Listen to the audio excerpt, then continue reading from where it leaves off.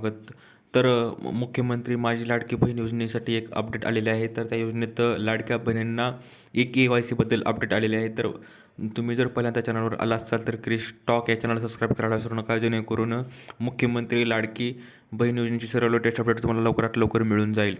तर लाडक्या बहिणींनो, सांगायचं झालं की मुख्यमंत्री माझी लाडकी बहीण योजनेत जी KYCची मुदतवाढ देण्यात आलेली आहे. तर त्या मुदतवाढ मध्ये आपण पाहणार आहोत की नजर चुकीने ज्यांनी जे KYC लास्ट टाईम केले होते, जे मागच्या वेळेस जे टाईम दिला होता KYC करण्यासाठी, त्यावेळेस नजर चुकीने चुकीचा पर्याय निवडलेल्या लाडकी बहीण योजनेतील लाभार्थींना KYCमध्ये सुधारणा करण्यासाठी राज्य सरकारने पुन्हा एकदा संधी दिलेली आहे आणि फक्त चुकीचा पर्याय निवडलेल्या महिलांनाच येत्या 31 मार्चपर्यंत सुधारणा करण्याची संधी राज्य सरकारने उपलब्ध करून दिली आहे.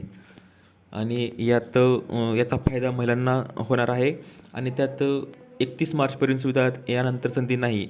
KYC करताना लाभार्थ्यांना कुटुंबातील सदस्य नियमित कायम कर्मचारी म्हणून राज्य किंवा सरकारी नोकरीत नसावा किंवा सेवानिवृत्तीनंतर निवृत्तीवेतन घेत आहे किंवा याबाबतचा पर्याय निवडताना चुकीचा पर्याय निवडताना आल्याने अनेक महिलांना लाभापासून वंचित राहावे लागणार आहे.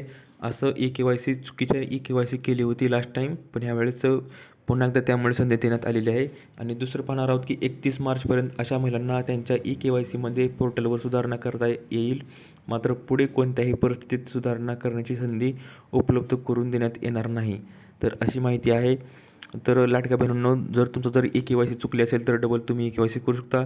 दिलेली माहिती समजली तर व्हिडिओला लाईक करा, जास्तीत जास्त शेअर करा आणि क्रिश टॉक या चॅनलला सबस्क्राईब करायला विसरू नका. तर भेटूया पुढच्या व्हिडिओमध्ये. तोपर्यंत धन्यवाद.